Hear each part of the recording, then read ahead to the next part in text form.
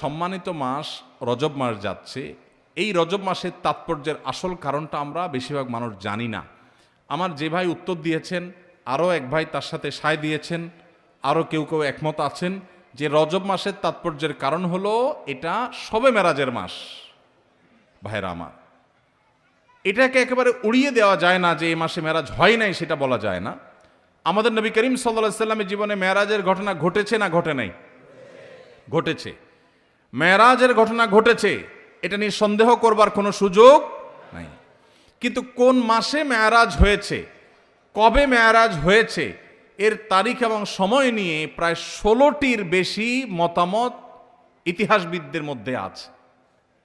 তাহলে নিশ্চিত করে রজব মাসে 27 তারিখেই মেরাজ হয়েছে এটা চূড়ান্তভাবে নিশ্চিতভাবে বলার কোনো সুযোগ নাই। এটা হলো প্রথম কথা। দ্বিতীয় কথা হলো, অনেক ফুকাহা কেরামের মতে রজব মাসে হয়েছে, অনেক মুহাদ্দিসিন, অনেক মুআররিখিন, ইতিহাসবিদদের মতে এই মাসেই হয়েছে।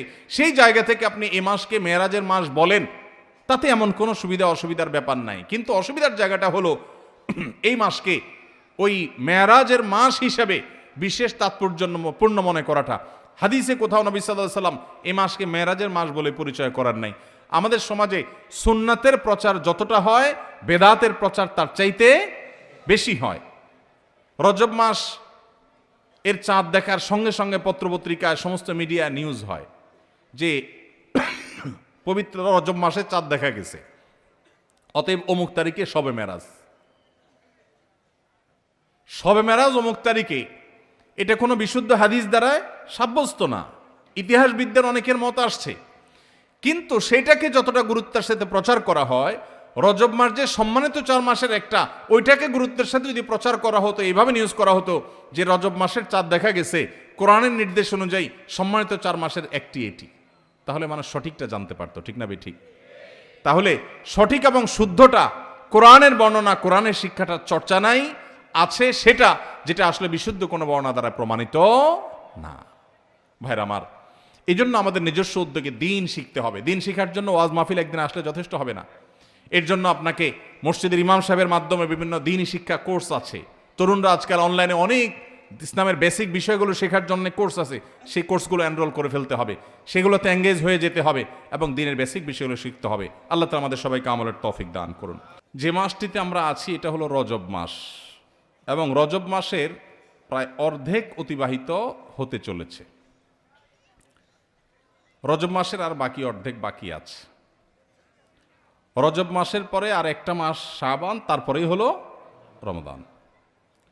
আমার জানতে চাওয়া হলো, রজব মাস কেন বেশি গুরুত্বপূর্ণ? এটা একটা গুরুত্বপূর্ণ মাস। এই রজব মাসটা কেন গুরুত্বপূর্ণ, তার গুরুত্বের কারণ কি? কারা কারা বলতে পারবেন? একটু হাত তোলেন।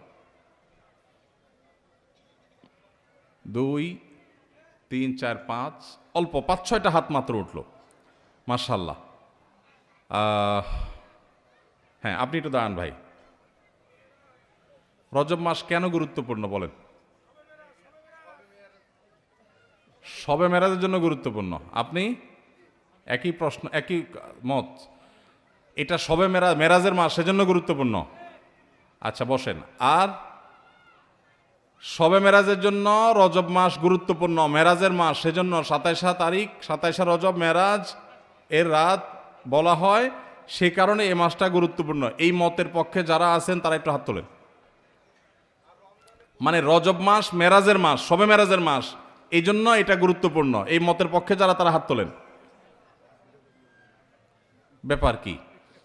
আর বাকিদের মতে কি এটার কোনো গুরুত্ব নাই? হ্যাঁ, রমজান মাসের প্রস্তুতি, রজব মাস, এই মেরাজের মাস, মেরাজের মাসের কারণে এই মাস গুরুত্বপূর্ণ, এই মতের পক্ষে যারা, তারা হাত তোলেন।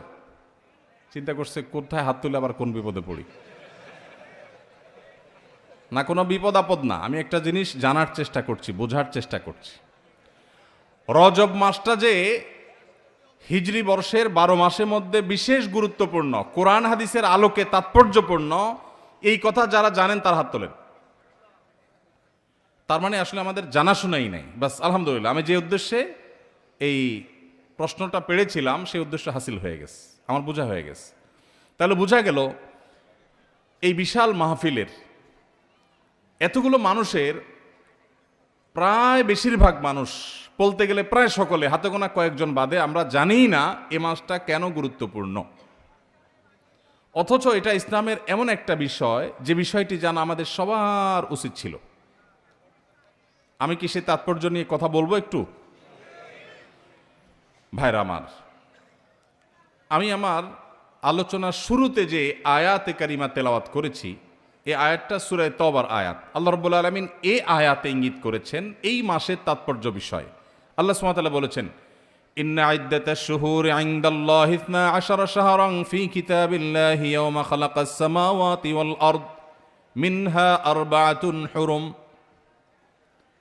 নবমণ্ডল এবং ভূমণ্ডল সৃষ্টি থেকেই বছরকে আল্লাহ তাআলা 12 মাসে বিভক্ত করেছেন। 12 মাসে বছর বিভক্ত হওয়ার এই ইতিহাস নবমণ্ডল এবং ভূমণ্ডল সৃষ্টির দিন থেকেই এটা স্বয়ং আল্লাহ শুরু করেছেন। এটা কারোর সৃষ্টি, কারোর আবিষ্কার নয়। মিনহা আরবাআতুন হুরুম, আল্লাহর দেওয়া সেই 12 মাসের যে সংস্কৃতি বা ধারণা, গোটা পৃথিবীতে নানাভাবে সেটা মানুষ পালন করে। কোথাও ঈসাই বর্ষ পালন হয়, কোথাও বাংলা বর্ষ পালন হয়, কোথাও অন্য কোনো বর্ষ পালন হয়, বহু বর্ষ পৃথিবীতে প্রচলিত আছে। এর মধ্যে হিজরি বর্ষের 12 মাসের মধ্যে আল্লাহ তাআলা বলছেন মিনহা আরবাআতুন হুরুম, 4টি মাস আছে যে মাসগুলো মর্যাদাপূর্ণ মাস, সম্মানিত মাস। আল্লাহ তাআলা এই মাসগুলোকে মর্যাদা দিয়েছেন, সম্মান দিয়েছেন। সেই সম্মানিত যে 4 মাস, এই 4 মাস সম্পর্কে সহিহ বুখারীর হাদিসে নবী করিম সাল্লাল্লাহু আলাইহি সাল্লাম বলেছেন, সালাসুন মুতাওয়ালিয়াত, সেই সম্মানিত 4 মাসে 3টা হলো বাই সিরিয়াল, ধারাবাহিক। সে ধারাবাহিক 3 মাস হলো জিলকদ, জিলহজ, মুহররম। বলতে হবে সাথে, জিলকদ, জিলহজ, মুহররম। সিরিয়ালে মাসের কত কততম মাস? হিজরি বর্ষের কত কততম? 11, 12, 1। এই 3টা হলো ধারাবাহিক সম্মানিত 3 মাসের 3টা। অর্থাৎ আমরা যে রমজানের রোজা পালন করার পরে শাওয়াল আসে, এই শাওয়াল চলে গেলেই টানা ধারাবাহিকভাবে 3 মাস, এগুলো হলো সম্মানিত মাস। ওয়া রাজব ওয়া মুদর আল্লাযী বাইনা জুমাদা ওয়া শাবান, 4র্থ মাসটা হলো রজব মাস, যেটা জুমাদা সানি আর রজবের মধ্যবর্তী, শাবানের মধ্যবর্তী।